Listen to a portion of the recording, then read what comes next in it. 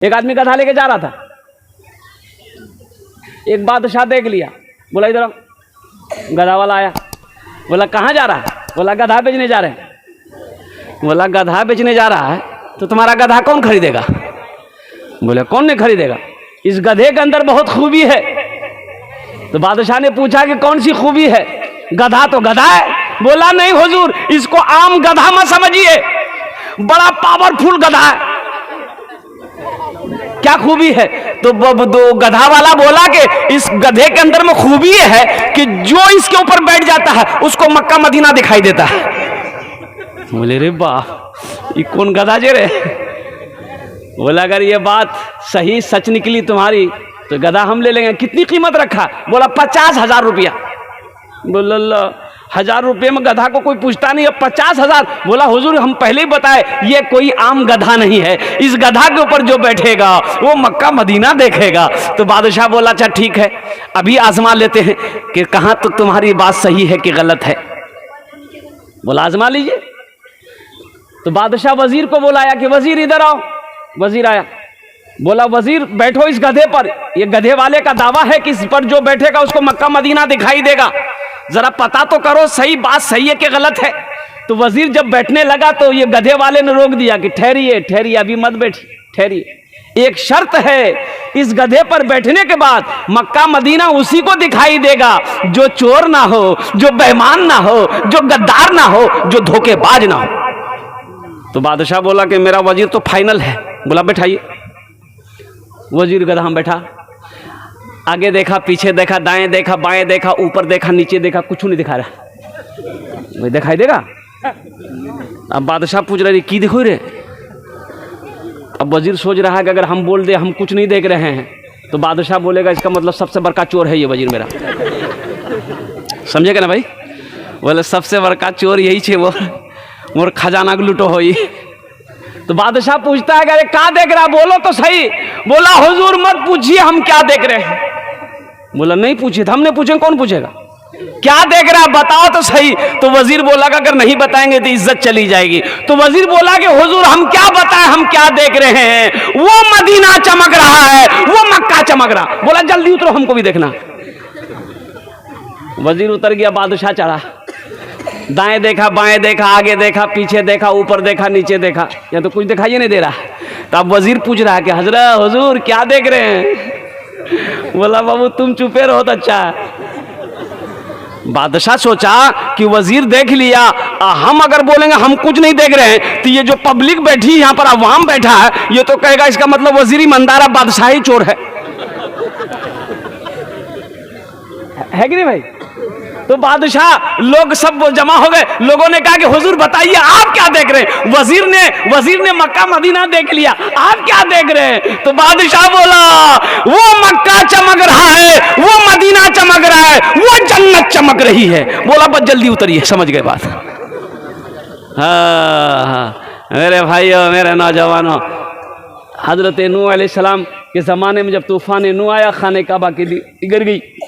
हज़रत इब्राहीम अलैहिस्सलाम, हज़रत इस्माईल अलैहिस्सलाम ने खाने काबा की तामीर करी। जानते हो पत्थर अब भी मौजूद है जिस पत्थर को मकाम इब्राहीम कहते हैं। वो पत्थर अल्लाह को इतनी ये अदा इतनी पसंद आई कि सुबह क़यामत तक के लिए, मोमिनों के लिए, कलमा तैयबा पढ़ने वालों के लिए इसको निशानी बना कर रख दिया। जो लोग हज करने जाते हैं खाने काबा का 7 चक्कर लगाते हैं, अब मकाम इब्राहीम के पास वही पत्थर के पास में उसको घेर दिया। वहाँ की सरकार गवर्नमेंट शीशा से उस पत्थर को घेर दिया।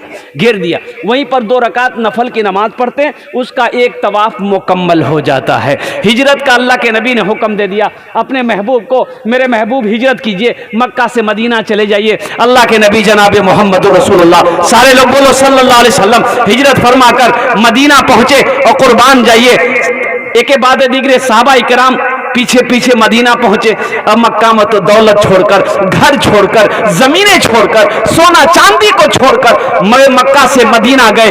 क्यों गए? सिर्फ कलमा तैयबा ला इलाहा इल्लल्लाह मुहम्मद रसूलुल्लाह की मोहब्बत में गए, दीन के खातिर गए, कुरान की अजमत के लिए गए। और कुर्बान जाइए, कई रोज हो गए, अल्लाह के नबी सल्लल्लाहु अलैहि वसल्लम ने इरशाद फरमाया, मेरे सहाबियों, काश काश मदीने में एक मस्जिद होती, काश मदीने में एक अल्लाह का घर होता, जिस अल्लाह के घर में हम सब लोग मिलकर इबादत करते, नमाज पढ़ते।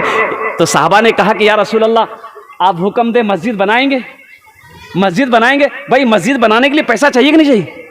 अरे भाई बोलिए भाई, भाई माल चाहिए, माल चाहिए, माल तो है नहीं। इसलिए कि सहाबाए कराम अभी मक्का से दौलत, जमीन जायदाद, सोना चांदी सब कुछ छोड़कर अभी मदीना गए थे, सबका हाथ खाली था।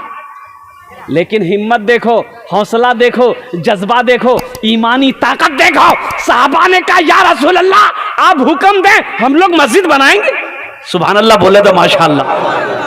एक जमीन खाली थी, तो अल्लाह के नबी ने फरमाया कि भाई ये जमीन किसकी है पता करो, ये जमीन किसकी है पता करो। पता की गई, 2 यतीम बच्चों की जमीन है। मालूम ये चला 2 यतीम बच्चों की जमीन है, जिसका बाप नहीं है, चचा है। बोला कि चचा को भी बुलाओ, उन 2 यतीम बच्चों को भी बुलाओ। ऐसी भी गुजर जाए, ऐसी भी गुजर जाए एक रात मदीने में, एक रात मदीने में, ऐसी भी गुजर जाए एक रात मदीने में। हम हो मेरे आका हो एक साथ मदीने में, हम हो मेरे आका हो एक साथ मदीने में, एक साथ मदीने में। वो शख्स आया, अल्लाह के नबी ने इरशाद फरमाया कि जमीन तुम्हारी। कहा कि या रसूलल्लाह मेरी है। कहा कि बेचोगे? कहा कि आप क्या करेंगे? कहा कि तुम बेचोगे इस जमीन को, हम खरीदेंगे, इस जमीन को खरीद कर हम अल्लाह का घर बनाएंगे। तो शख्स कहने लगा या रसूलल्लाह, जब आप इस जमीन पर अल्लाह का घर बनाएंगे तो फिर मैं पैसे लेकर क्या करूंगा, रुपए लेकर क्या करूंगा, सोने चांदी लेकर मैं क्या करूंगा? ये जमीन मैं आपके कदमों पे निछावर करता हूं, आप इस जमीन पर अल्लाह का घर बना लीजिए। हमसे ज्यादा खुश नसीब कौन होगा कि जिसकी जमीन पर अल्लाह का घर बने? हमको इसका बदला मेरा अल्लाह दे देगा। बोला नहीं नहीं, जमीन तुम्हारी ऐसी नहीं लेंगे, ये कीमत तय हुई, कुछ कीमत ले, कुछ रकम लेनी होगी। वो तैयार हो गया, एक रकम तय हुई। मजमे में से हजारों सहाबा बैठे हुए थे, एक सहाबी खड़े हुए, कहा कि या रसूल अल्लाह, जो मस्जिद नबवी की जमीन की जो कीमत तय हुई है, उस कीमत को मैं अकेले अदा करूंगा। सुभान अल्लाह बोला तमाशा।